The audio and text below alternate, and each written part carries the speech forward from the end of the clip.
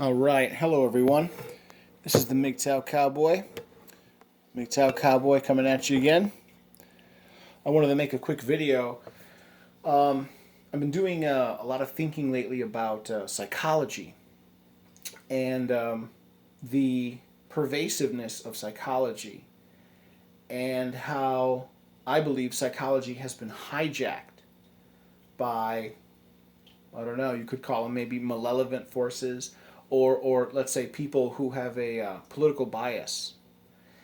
Um, I want to start. I don't know what I'm going to title this yet. It's going to be something similar to like, I don't know, psychology has become politicized or psychology has become a lie, something like that. Um, Psychology. First, I want to talk about the idea that like psychology has sort of molded the perception of our modern social landscape. Uh, think of like marketing.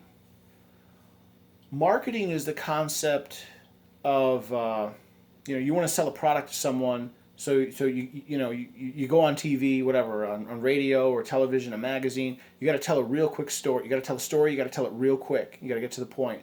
So what do? Think of like a car commercial, right? You're telling a story. I don't have to go into detail, but basically it's something like, you're some person, and you have some problem or something's ailing you, and but then something comes along. This car comes along and it fixes all your problems. That's what modern marketing is about. It's like it's selling you a problem, and then it's selling you the solution to the problem, and then through that it's creating this desire in you to buy that product, and then all of a sudden all your problems are just gonna magically go away. There's many examples of this. I can't remember the exact experiment, but there was this one study where this is classic in psychology. There was a brand of pancake mix, and the pancake mix was put forward by this corporation. They were trying to sell it. They were trying to market it. They were trying to bring it to market and make it a big success, but no one was buying it. And then they consulted some like top psychologists to figure out female psychology, and then they figured out if they just relate to the women somehow, the women will buy it. So they changed the instructions on the back, and I think they added one sentence to it. They said, add one egg, like to the ingredients. They said put in one egg or add one egg to the mixture. Women for some reason saw that and they just said, wow, like that touched the women somehow. It engaged them. Anyway, the women started buying this pancake mix like nobody's business, and it became a big success. I can't remember the name of the pancake mix, but you could look it up. It's classic in psychology. Anyway, the point I'm trying to make is there's a lot of social engineering going on where like people through advertising, they try to sell you ideas and they want to create certain desires in you. Okay, so understand that that's happening to you. Okay, essentially people are tugging on your heartstrings. People are trying to convince you of stuff. All kinds of lies are being told to you, and people want you to believe it. So you buy stuff or so that you vote a certain way, and so on. Um, yeah. So psychology, you know,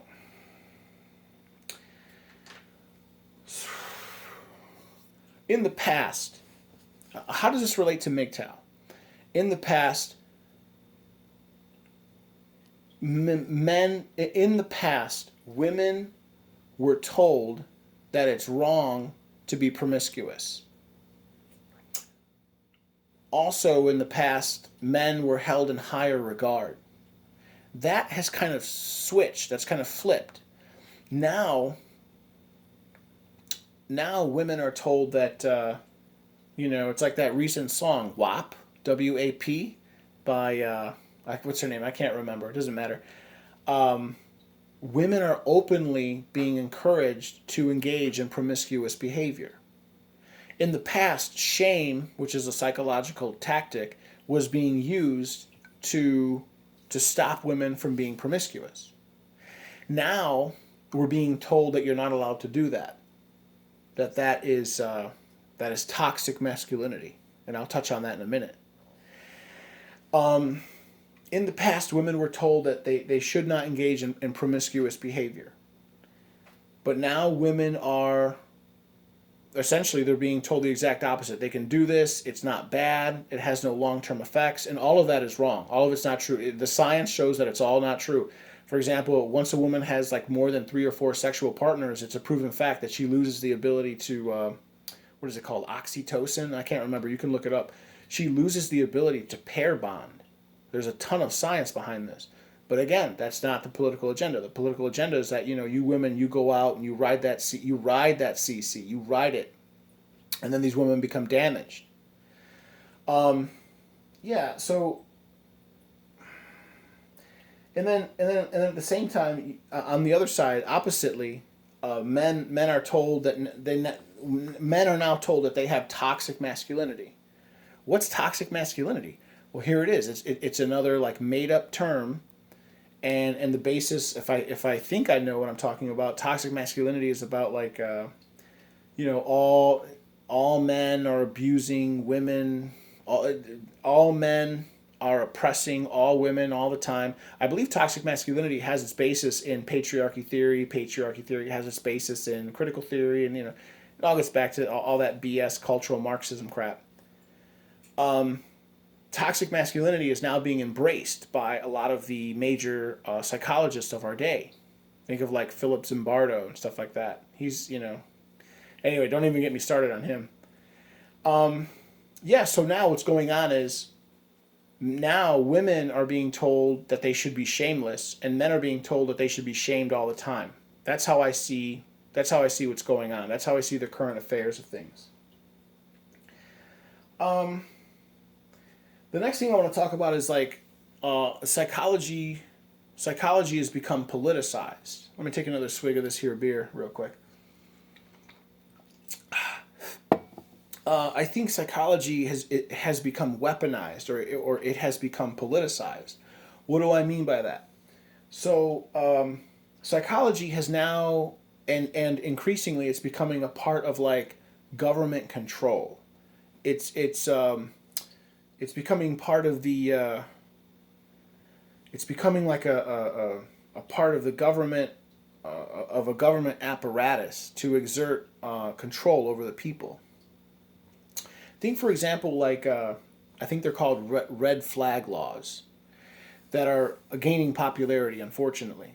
Red flag laws are like these, excuse my ignorance, it has something to do with like unsubstantiated claims can be made or filed by people where whatever, a random citizen or someone a family member, someone who has an axe to grind, someone who wants to, score political points with you, they can make up a story and say something like, oh, this person is prone to this person is prone to hurting himself, this person is prone to hurting others, this person is prone, maybe he wants to hurt his children.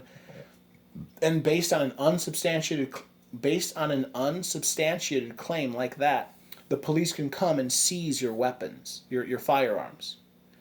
You've never been convicted of any violent crime, anything like that. But based on these like BS, again, it's just a way to exert political control on people. That's ultimately what I'm saying. Psychology is now becoming a way to enact laws, to criminalize, to pathologize you, even though you haven't necessarily done anything. And the red flag laws are just one example. Now, I'm not saying that. I don't want to say that there aren't people who suffer from mental illness. I am definitely. Let me just come out and say that right now. I am not saying that there are not people who have mental illness or mental health concerns that can use the help of psych help. help from clinical psychologists or mental health professionals. I'm not saying that. What I am saying is that psychology, the field of psychology, can also be used. It can become weaponized and politicized so that it can be used to essentially attack and criminalize and pathologize otherwise good people by bad people who are attempting to,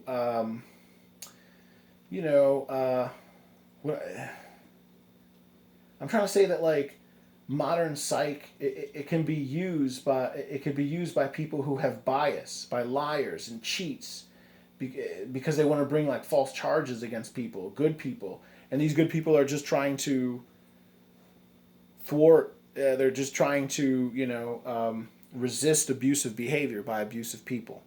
That's all I'm saying, and I definitely see that. Okay, the next topic I want to talk about is like, let's see. Okay, let's talk about toxic masculinity. Toxic masculinity is this idea that like men are abusing women. Men are constantly abusing women. All women are being abused by all men all the time. If it's not physically, then it's like emotionally. If it's not emotionally, it's psychologically. That's all bullshit. How come these so-called psych experts, these so-called you know psychologists, how come they don't talk about child abuse? How come they don't talk about domestic violence that takes place in the home between mothers and children? Remember that the women perpetrate more domestic violence than men do. The vast number women perpetrate child abuse way more against their children than men do, and of course children live with the mother, so that is technically classified as domestic violence. Women, I'll just come out and say it, women perpetrate the majority of domestic violence. Period. That's facts right there. But that's not what's sold to you. Instead, what is sold is a same thing. It's just this propaganda, this agenda. Toxic masculinity gets a lot of coverage. How come we don't talk about toxic femininity? Right? That's it, all these women beating all their children. We don't talk about that. And then lastly, I wanted to talk about it's called it's a phony science. It's called phrenology. You can look it up. Phrenology. Phrenology was this now totally discredited phony pseudoscience. It was this pseudoscience that existed in the past where, based on like people's facial features, you could supposedly determine if this person was a criminal, if this person was likely to be sneaky, if this person was likely to, more likely than not, to lie. And it's a totally debunked science. Based on someone's like, I don't know, the circumference of their head or the contour of their face, or like how high their cheekbones are, how likely are they to be antisocial or criminal. And okay, this was a science many decades ago. There were books written on this. There were whole volumes of books. You could take whole courses in universities. Some universities, I think, even had you could major in phrenology. Look it up. Phrenology is a totally fake science. So the point I'm trying to make is like, if phrenology, which was backed by and promoted by and advocated by these scientists, and these were doctors, medical professionals, if they could be wrong, do you think the modern so-called psychological professionals, you think they could be wrong? Of course they can be wrong. So anyway, I'm sorry, just to recap, yeah, man, psychology, it's become a tool of government control. They're saying that men are bad, but they don't talk about the women. Women are being told that they can be shameless, but men are being told that they should be ashamed of everything that makes them a man. It's getting to the point where it's criminalizing the basic dynamic between a man and a woman. And psychology, it it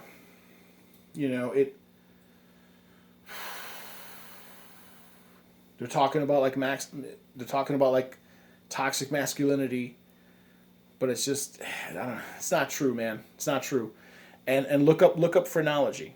It's just a way to demoralize. It's just a way to dehumanize a whole group of people to push like a political bias. So I'm sorry, I'm going really long. This is the Mgtow Cowboy. It was good to talk to all you guys. Yeah, yeah. Have a happy rest of your evening. What are we? Late evening now, early morning, whatever. And Mgtow Cowboy here. If you please, if you like the video, please subscribe, and please feel free to leave a comment. All right, guys, take care. Bye now.